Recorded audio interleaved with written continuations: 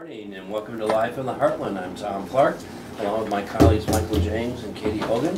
Hey, hey. We're getting ready for our second big snowfall this season as the skies gray up and bitter cold begins to set in. You think it'll be as bad as they make it out on the air? Probably not. I mean, it's just 5 Never inches, is. maybe 10, maybe 12. It's Chicago, you know, what's over a few days, it's really not all that much, right? Right. I remember when I still owned a business that people had to walk to, how I used to get so ticked off at the build up to the 6 inches, which would usually turn out to be 4. And, you know, it would basically mean people stock up on food, they mole up in their apartments, they just stay put. And Pull out the old movies. As a joint owner in winter, it was like, we need all the help we can get. So just imagine being in a tent on the plains of North Dakota. Wow. Although they had their hearts warmed a little bit this week. Katie, can you talk with us a little bit about what happened? Well, there definitely was a victory on Sunday, or did it come on Monday? Overnight, Monday it was, yeah.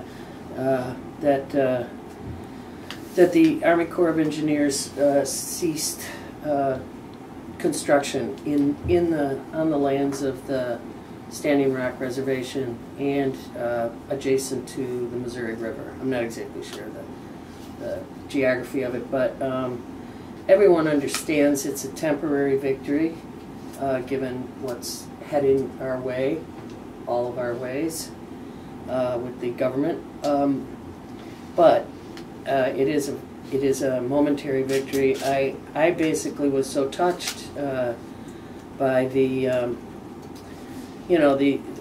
the joining of forces by vets in large numbers over last weekend. I don't think was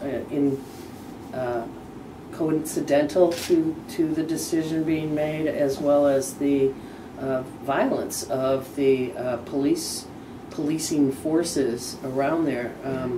And people's outrage at it. I mean, a lot of folks, not just in the U.S. but around the world, had their eye on Standing Rock. So I salute everyone who's been there. I think it's a historic healing moment for the nation, for the gathering of tribes, historic gathering of tribes that it means, and for the incredible ceremonial forgiveness thing that went down with the vets. That was beautiful, where they tribes asked for forgiveness for the oppression. Those elders have to feel like they have finally had the moment to step into themselves fully. Well, it gave you a rather poignant, emotional moment to start this community meeting we had on Monday. Right. Part of the first Mondays that the Heartland Cafe has been doing for a while, kind of movie night, but it's evolved, particularly post-Bernie Sanders campaign. And I don't know if that was something you planned, but you really got caught up in this moment with this new news to a group of neighbors who were trying to figure out what to do next, probably feeling a little down on the mouth about what's happened the last month. And quite frankly, I think you lifted up the room by talking about this victory. I'm always glad to hear that. I wish I had been there. I was home watching Monday Night Football. Well, we're doing a lot of that these days too. But no, it was a great meeting, I hear, and there are a lot of people filled the Heartland. And I want to give a shout out to Kathleen Rose Dillon, who is the political manager for the Heartland Cafe, and really helped along with the manager Tim and Tom Rosenfeld to pull this thing off. But there were over 75 people in the room, and I thought a fairly wide-ranging conversation from the technical to the what happened to the how I'm feeling. Yeah. And a little bit of what to do next with 8 organizations there that people could find out about and sign up for. Yeah, I loved the folks who showed up to represent their organizations, and that was, of course, as we all know at this table, a small representation of the number of folks doing good things in our neighborhood, but it was a really good representation of those that are active on the ground right now, Reclaim, People's Lobby. Howard Area Community Center came. Some folks who we'll have on the show too, the folks from Surge, and of course the folks we have had on the show, CPAC. Who else was there? Youth Circle. Oh, the Just Harvest and Cycles and Ciphers and Circles. I think it's reverse. Circles and Ciphers. Yeah, we'll talk about them later. Anyway, it was great. Before the snow comes tonight, you ought to ramble over to Jarvis because there's a whole winter festival going on with artists and great food and all that. And I just want to plug our public house, which had a fairly unique eating event this past week, and they're going to do it again. A gourmet prepared 5-course meal paired with wine for the proprietor next door, whose name I'm blanking out on at the moment, I'm sorry. But it was a truly marvelous evening as I talked with the 70 or so patrons of this special meal. Everybody was from Rogers Park. Some had walked there, some had driven from a short distance away. There's no parking in that area, but unless you want to use up one of Joe Moore's office parking spots, but do so at your own risk, I think. But it was just, it was wonderful to find, along with the wholesome natural food you can find at the Heartland Cafe and any number of other establishments in our fine neighborhood. Our public house really stepped it up for a midweek soiree. For you out there in Radio Land, our public house is R, as in the letter R for Renee, the host, as opposed to OUR, which you might have been hearing. It's our public house on Jarvis, and you're right to give it a plug. They're great neighbors, great business people, and there's that festival today. So we have the building of an anti-labor, anti-EPA, anti-women, dealing with global warming cabinet. How we feeling? How's everybody feeling at the end of this week? On top of the news that not only has the president still, Mr. Obama, yeah, we could still call him President investigation, Obama, of Russian involvement in hacking during the campaign. But apparently, Washington Post is reporting today that the CIA, several months ago, right, suggested the same thing, and if I dare put it this way, the report was suppressed because not every intelligence agency went along with the findings. Well, I think that when I heard that news this morning about the CIA knowing, pinpointing a source of the hacking 2 months or more ago, I thought, once again, Barack, you smart guy. You very smart guy. He basically asked for a report that already exists this week, and he asked for it to be shared before he leaves office. Thank you, Barack. And people, I don't give a... Careful. I'm thanking Barack whenever I darn well feel like it. Well, we're going to miss him. We're going to miss him. I have a feeling he'll be pretty involved over the next 4 years in making commentary. And there are people talking about, you know, that there ought to be a shadow government, much something like in Europe where you got people on the case all the time, pointing out, criticizing. We'll see what the Democrats do. They've been pretty quiet. If they've been quiet, and if you look at the Senate race that's going on in special election down in Louisiana, you had Trump down there yesterday pumping it up for the Republican. There have not been a lot of Democrats stepping in to support this guy. Well, that's what he said. No DNC presence. I know for a fact that a few hundred people have gone there to make phone calls, and there have been phone banking there's into been a lot of people Louisiana making phone calls out of state for a number since the election, because this is a runoff. But if the DNC has blown their opportunity to even up the sides, people, you are just not fit to even talk about. So let's stop talking about them. We got a great show today. We've got Nolan Chin coming on. I would say in front of the camera, except for you're out in Radio Land. And yeah, but you can see these shows now on video. If you go to the livefromtheheartland.com, you will find a link to the youtube.com/heartlandmedia. Okay. And there's a lot of video. So Nolan is our engineer, as many of you are familiar, and he's going to pick some music that he likes to hear and talk about his life. DJing, we have Salome Chasnoff, who's going to talk to us about Code of the Freaks, a documentary on the representation of disability in cinema. And we're going to start up with Dahleen Glanton. Welcome, Dahleen Glanton, who is a Trib columnist and been covering a bunch of the issues that we talk about here all the time. Welcome. Thank you for having me. Yeah. Thanks so much for joining us. It's actually a bit overdue as someone who's followed your work for so long.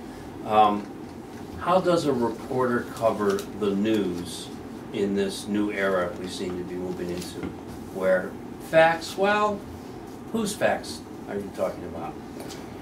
Well, it's difficult. I mean, certainly I think our job is going to require a lot more diligence. um, with social media, I think that's our biggest challenge, especially with the president-elect. I mean, how do you compete with someone going on Twitter? Good question. You know, really, how do you? Anything. Right, that's true. And so the question we have to ask is, you know, how much of this is actually news? There you go. Good point. You know, Yeah. how much of it is a distraction? Right. And how much of it is worth actually covering. So I think we're going to be seeing a lot more of that from our president to come. You mean a lot more tweeting and A lot more tweeting, a lot more talking off the cuff without anything based on facts. so a lot more in the sense that we've never seen it from the We've never president seen it before. from the president Right. before, and or many politicians, to be quite honest. Right. You're right. That's right. Yeah. So it's going to be difficult for us. It's going to be very difficult, I think. You're a veteran editor, reporter, now a prominent columnist responding to what's happening. 2 columns a week? How often? 3. 3 columns a week. It's a lot of work. I know. Can I ask, what She looks remarkably rested, folks. She's really she's got a mask Relaxed, on. calm, cool, collected. Well, I'm not a morning person, so I don't know how Oh, that's comes good. about. That works for you. You're still asleep, basically. Basically, What's it yeah. like to be in a profession that you've labored in for a while and be called one of those nasty people? I know. What does that mean? Do you Bob? wear that as a badge of honor for the president-elect, or does it scare you? Oh, from the president. Not really. No. I mean, yeah. I mean, I think it's kind of a badge of honor. I mean, look. Our job is going to be to make sure he doesn't get away with a lot of crazy stuff, and so I think we have to be fearless. You know, I think we have to not worry about what he thinks, certainly, but more important than that, I think, are the responses that we get from the public. I mean, you would not believe every time I write something about Trump that's negative, I get tons of negative. I mean, people calling me all kinds of names. How come That kind they're of thing so is- organized? I don't know that they're organized. I just think there are a lot of them out there and they're pretty vocal.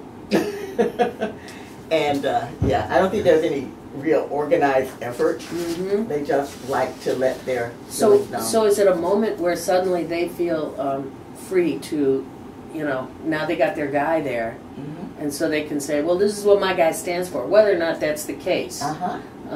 Which, you know, I have to add every time because we have no idea what he stands for.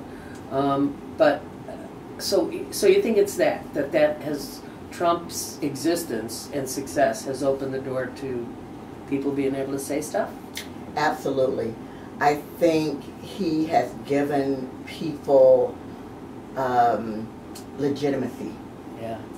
And it's really scary because what I get a lot of is people saying we won, not the country won, Right. but we won. So Right. who is this we we're talking about?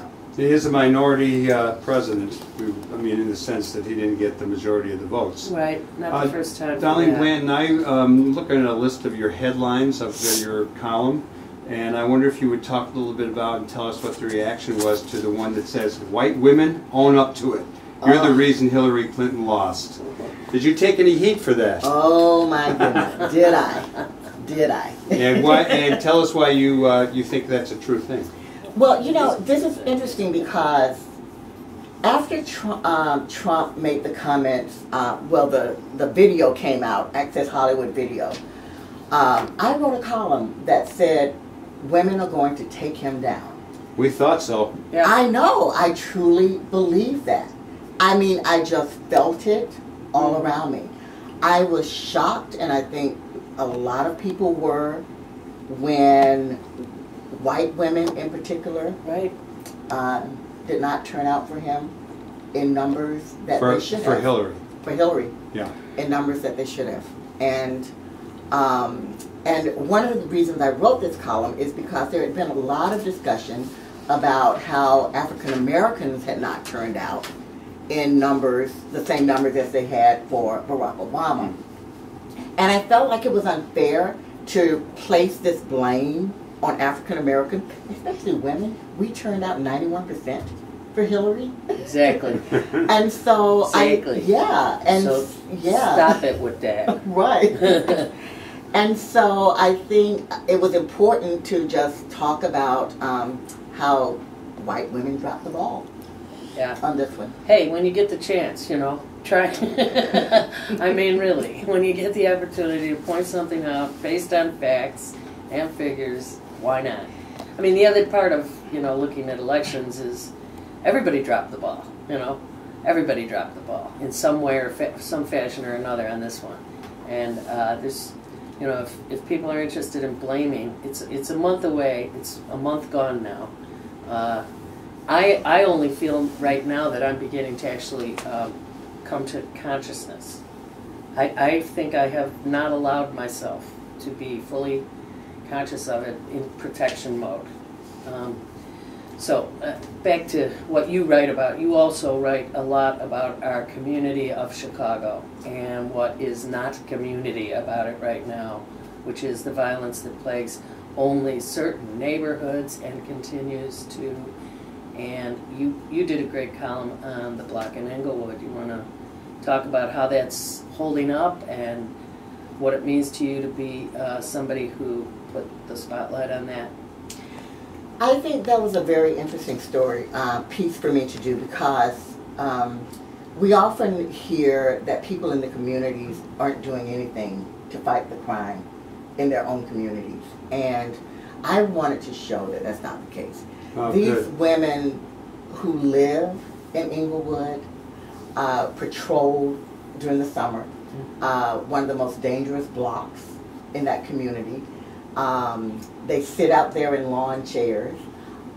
They always have iced tea. They have barbecue grills going, so anybody who wants something to eat or needs something to eat can come by and just, eat.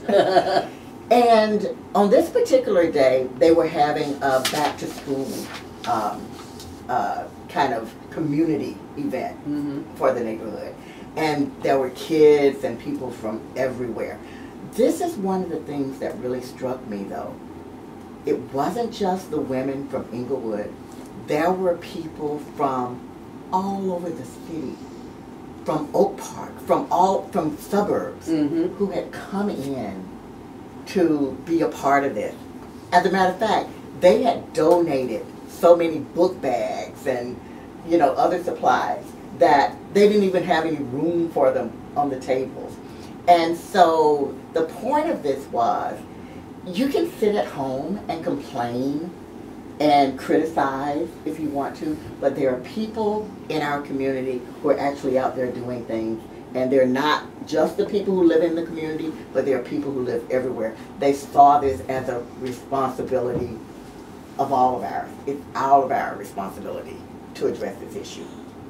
As a columnist, besides trying to decide what you're going to write about today, how much attention are you paying to a particular audience that a Tribune subscriber or reader might be out there? Do you follow web traffic to see how you're rating with the current number of hits on your columns, or are you just concentrating on all those comments that come from it, or do you pay attention to the comments?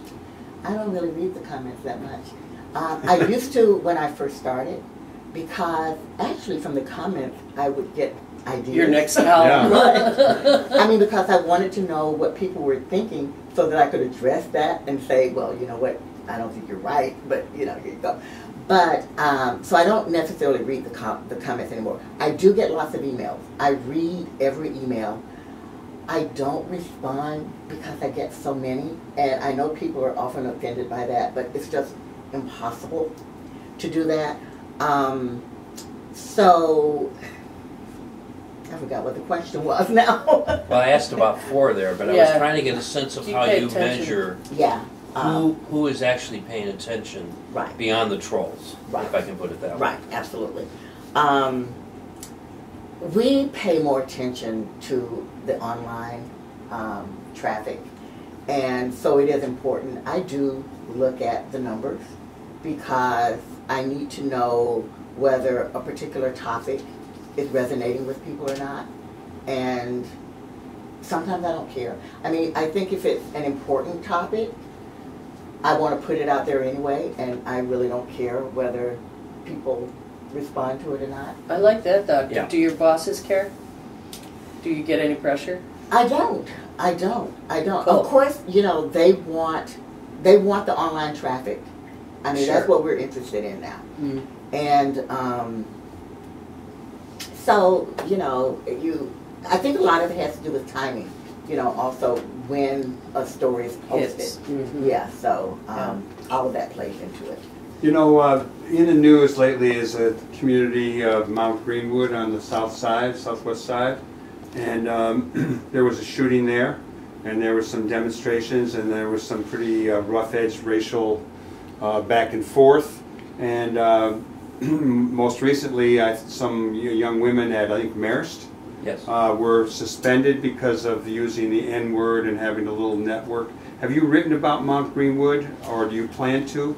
Do you have any insights to what's going on there? I haven't written about Mount Greenwood, but I have been following it, of course, as you know, most people have here in Chicago.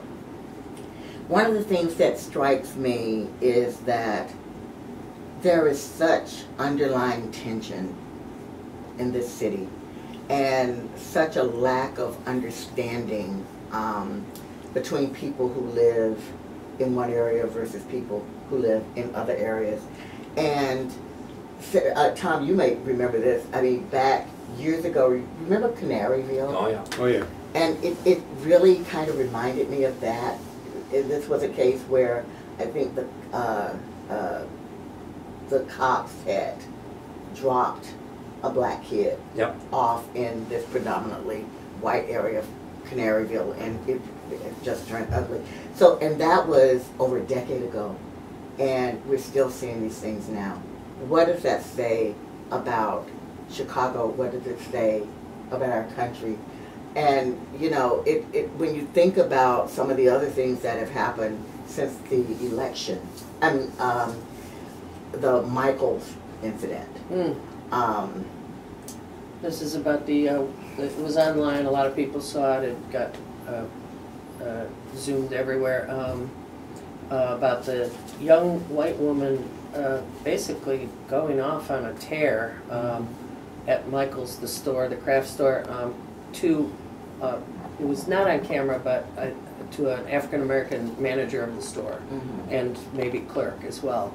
I mean, it was crazy. And some other customer caught it on tape. Yeah, I have a feeling, what were you going to say about that? I was just going to say that, I mean, there are a lot of people who say that this woman may have had some other issues. But, I mean, that's fine. The fact is, though, that it happened. And it didn't just happen here. It's happening across the country. It's a pattern, I think. 900 incidents counted by the Southern Poverty Law Center since the election. Yes, and which is everything, which is racial, which is Muslim, which is women, anti-women, anti-Jewish. What, Michael? Well, I was going to, on that note, I was going to say, what about the sanctuary movement? And the mayor has, you know, even told Trump, supposedly, that he, you know, we're going to be a sanctuary city, and there are over 100 sanctuary cities, and now Trump has taken one kind of a bold position that there's been none of that. Your sense about where that's going, and will this be a battle that we give into or we win? The University of Illinois statewide has said they will not provide sanctuary, as opposed to DePaul, which has been all over, we're going to provide sanctuary for people who need it. You know, this very well could be an issue that ends up in the courts. And I don't know whether that would be a bad thing. You know, one of the things I like about that is that it shows that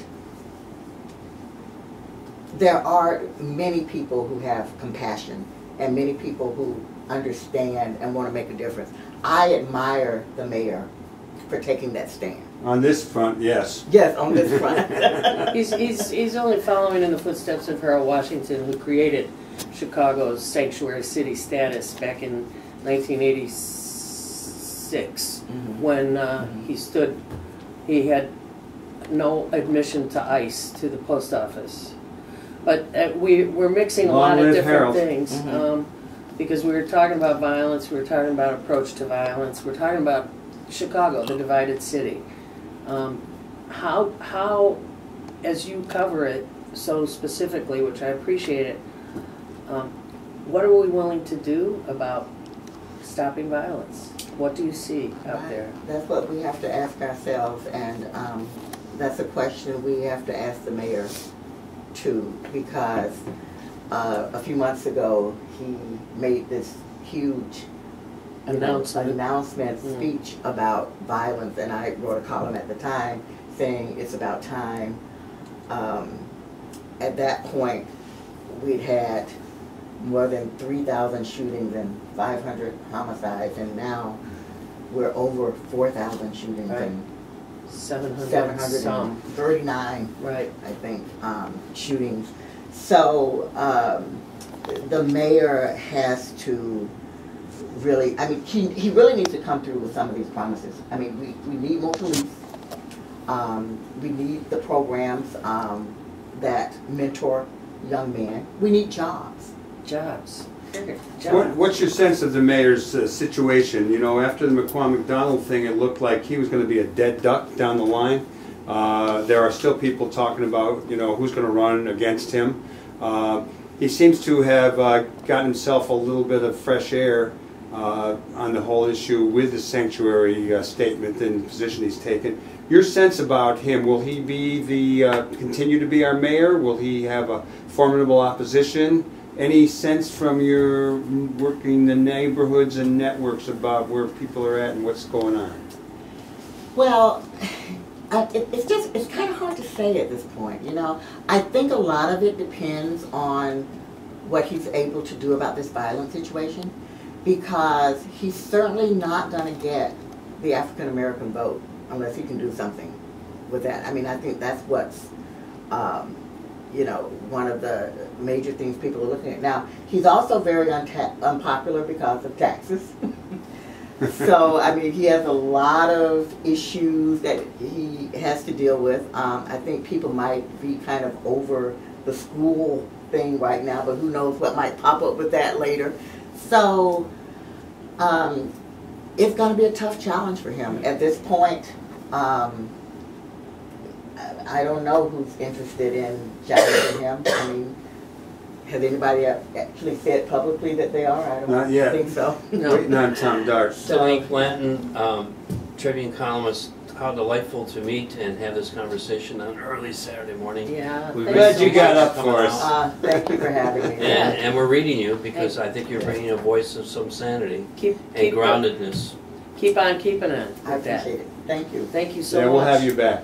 You're listening.